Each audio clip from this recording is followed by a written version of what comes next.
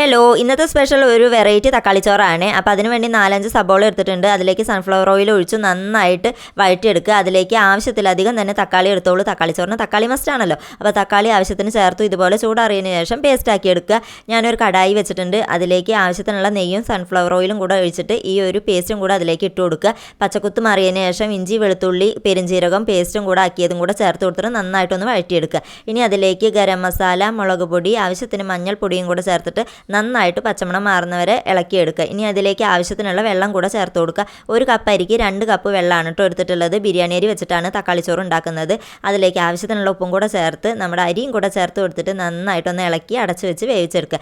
ഇടയ്ക്ക് ഞാനൊന്ന് തുറന്ന് ഇതുപോലെ ഒന്ന് ഇളക്കി കൊടുക്കുന്നുണ്ട്. പൊന്നിയരി വെച്ചിട്ട് നമുക്ക് ഇതുപോലെ തന്നെ ഉണ്ടാക്കിയെടുക്കാം കേട്ടോ. അപ്പോൾ നമ്മുടെ തക്കാളി ചോറ് ഇവിടെ റെഡി ആയിട്ടുണ്ട്. ഇനി ഇതിൻ്റെ മുകളിലേക്ക് കിസ്മിസ്, കാഷ്നട്ട്, മല്ലിയില, പുതിനയില ഒക്കെ ചേർത്ത് കഴിഞ്ഞാൽ നമ്മുടെ തക്കാളി ചോറ് സൂപ്പർ. വീഡിയോ ഇഷ്ടമായ do like and share and subscribe.